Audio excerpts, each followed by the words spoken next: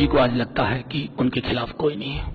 इतिहास सीना नहीं नापता है साहब, दिल देखता है। योगी जी आजकल मोदी जी से ज्यादा चल रहे हैं। मैं इस योगी जी का एक वाकया आपको सुनाना चाहता हूं। योगी जी से एनडीटीवी के एक बड़े पत्रकार ने कहा कि हुजूर, ये जो फैक्ट है ना इलेक्ट्रिसिटी को लेकर के, वो तो कुछ और कहते हैं।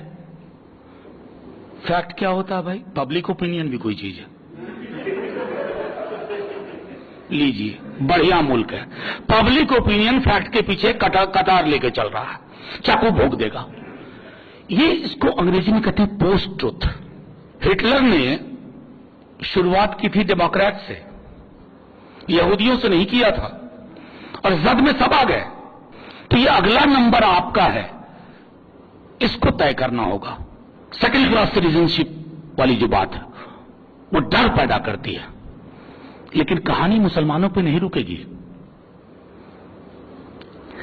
अगर किसी को खून की आदत पड़ गई है, एक का खून पी लिया, तो ऐसा थोड़ी है कि उसके बाद वेजिटेरियन हो जाएगा, शाकाहारी हो जाएगा, वो सिर्फ बतिया ककड़ी खाएगा। उसे नया खून चाहिए।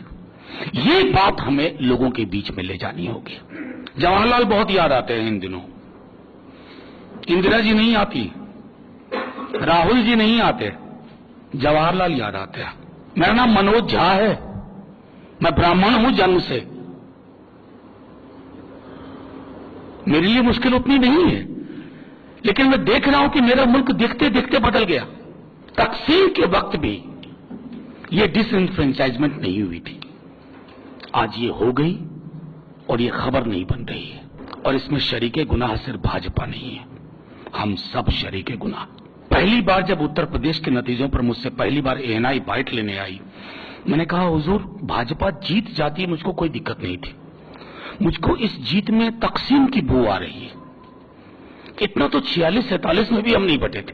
पहले लोग मीडिया से उम्मीद रखते थे, अब मीडिया में डीएनए एनालिसिस करने वाले लोग हैं जो आपकी अनुमति के बगैर, इजाजत के बगैर आपका डीएनए दिखा देते हैं। जो ककड़ी कड़वी है वो भी इमरती की तरह बिकेगी, तो इमरती की तरह बिक रही है। डीएनए एनालिसिस कर रहे हैं और हम सबको राष्ट्रद्रोही बता रहे हैं। उनको पता नहीं कि मुल्क की मोहब्बत का अगर कोई मीटर बनाया जाए तो शायद आप में और हम में वो मीटर पारा तोड़ के बाहर निकल आएगा। ये मुल्क कुछ नियामकों पे बना था, कुछ मैट्रिक्स थे, कुछ पैरामीटर्स थे। आजादी आजकल बड़ा मुश्किल है, आजादी बोलना भी। ना जाने किसके कान खड़े हो जाए, ना जाने कौन से थानेदार को मेरा आजादी बोलना बुरा लग जाए। आजादी, न्याय, समता, बराबरी और सेक्युलरिज्म। क्या वजह है कि पूरी सेक्युलरिज्म की लड़ाई और उसकी बात को मुसलमानों तक महदूद कर दिया गया? सेक्युलरिज्म मुसलमानों का मामला नहीं है भाई। सेक्युलरिज्म सबसे ज्यादा इस मुल्क के 3/4 हिंदुओं का मामला है। आपने ये चुना था, ये आपकी ख्वाहिश थी, और आज सेक्युलरिज्म बोलते ही धन्यवाद उन टेलीविजन के दोस्तों का जिन्होंने secularism is equal to Muslims कर दिया। ये मुसलमान नहीं बोलकर सेक्युलरिज्म बोल रहा। ये कैसे हुआ? नेहरू के बाद और खास तौर पे 80 के दशक के बाद लोगों ने सेक्युलरिज्म और जस्टिस को अलग कर दिया। किसान आत्महत्या कर रहा है, बेरोजगारी इतनी है, जमीन का मसला हजारों जगह पर सॉल्व नहीं हो रहा है, महंगाई की तो बात ही ना करिए। इन प्रश्नों पे बात नहीं हो रही है। बात कहां हो रही है? Anti Romeo squad. जिस समाज में मौलिक प्रश्नों से हटकर बात होने लगे, आप समझ लीजिए वो समाज बीमार हो गया। और उस बीमार समाज में अगर राजनीति करनी है तो उस बीमारी का सबसे बड़ा सोर्स है न्यू लिबरल इकोनॉमिक्स। हमको, आपको, सबको एक एक तिनका जोड़ना है। ये 5 साल का खतरा नहीं है। चुनाव उत्तर प्रदेश में हार गए, हो सकता है कल जीत जाए आप, कल गुजरात में आप जीत जाएं। इलेक्शन जीतने की कभी खुशी मत बनाइए और न हारने का गम। आप आइडियाज में जीतिए। सेक्युलरिज्म की पूरी लड़ाई सामाजिक न्याय के चादर के साथ होगी। अलहदा लड़ाई नहीं करेंगे हम। अलहदा लड़ाई लड़के हम देख चुके हैं। सामाजिक न्याय कोई डिनाई कर सकता है? 52% लोग कह रहे हैं दिहाड़ी मजदूर हैं। आपका खुद का डेटा कहता है प्रधानमंत्री जी। ये किस जाति के लोग हैं? ये सवाल कोई नहीं पूछ रहा।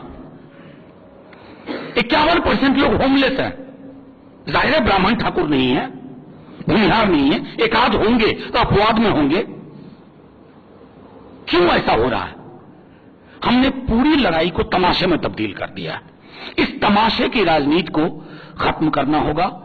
जिंदा कौमों के बीच में राजनीति करने वाली पॉलिटिकल पार्टी अगर इलेक्शन कमीशन के डेट अनाउंसमेंट के बाद ही जगेंगी तो आपके जागने का कोई मतलब नहीं है।